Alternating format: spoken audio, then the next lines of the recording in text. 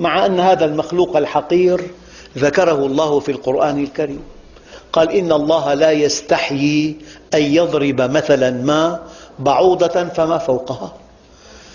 وضعت البعوضة تحت مجهر إلكتروني بكبر 400 ألف مرة، فإذا في رأسها 100 عين، وزن البعوضة 1/1000 من الغرام، في رأسها 100 عين، في فمها 48 سنا، في صدرها قلوب 3، قلب مركزي وقلب لكل جناح، وفي كل قلب أذينان وبطينان ودسامان.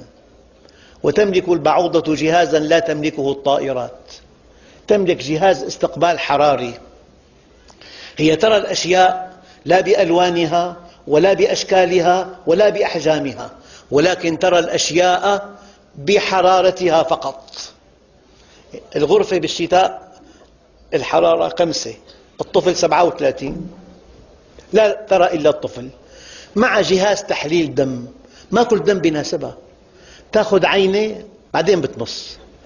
قد ينام أخوان على سرير واحد، الواحد دمه لم يعجبها لا تلسعه، أما الثاني ملأته لسعا. مع جهاز تحليل ومع جهاز تميع دم، لأن دم الإنسان سمج لا يسري في خرطومها، بتميع الدم. ومع جهاز تخدير حتى ما يقتلها، بتخدره. لما تنتهي من مص الدم بعد ثواني بينتهي مفعول التخدير، بحس بلسعة البعوضة يضربها بكل قوته، هي في سماء الغرفة تضحك عليه. مع جهاز تحليل، جهاز تخدير، جهاز تمييع، في برأسها 100 عين، بفمها 48 سن، بصدرها 3 قلوب، مع جهاز استقبال حراري. هي البعوضة. أما خرطومها فيه 6 سكاكين، 4 سكاكين لإحداث جرح مربع، وسكينان تلتئمان على شكل أنبوب لامتصاص الدم.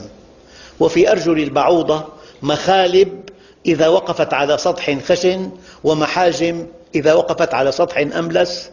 هذا خلق الله